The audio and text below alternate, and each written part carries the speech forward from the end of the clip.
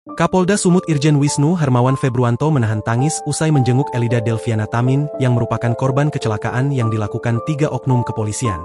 Elida belum sadarkan diri, korban terbaring lemas di ruang ICU RS Columbia Asia Medan, Jumat, 31 Oktober 2025. Mata berkaca-kaca dan menahan tangis, Irjen Wisnu berharap Elida bisa melewati masa kritis dan kembali pulih. Sebelumnya diberitakan jika Elida Delviana Tamin ditabrak oknum polisi yang mengendari mobil dalam kondisi mabuk di sekitar Holy Wings Golden Tiger pada 26 Oktober 2025, dini hari. Saat kejadian korban sedang berjalan kaki, Honda Brio berisi 3 personel polisi menabrak trotoar dan mengenai korban hingga terpental. Atas kejadian ini, Irjen Wisnu akan memastikan 3 pelaku menjalani sidang etik Polri dan melanjutkan peristiwa ini ke tingkat pidana.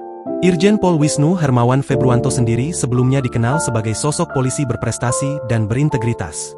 Lahir di Bandung pada 16 Februari 1972, ia meniti karir panjang di bidang reserse sejak lulus dari Akademi Kepolisian tahun 1994. Pengalamannya dalam menangani tindak pidana ekonomi mengantarkannya menjadi Direktur Tindak Pidana Ekonomi Khusus Bareskrim Polri sejak 31 Oktober 2021. Kini, Wisnu dipercaya mengemban jabatan Kapolda Sumatera Utara dengan pangkat Jenderal Bintang 2. Meski memiliki posisi strategis, Wisnu Hermawan dikenal hidup sederhana.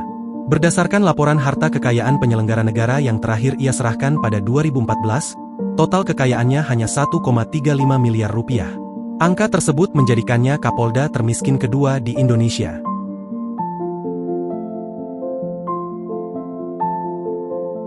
Download Tribun X sekarang, menghadirkan lokal menjadi Indonesia.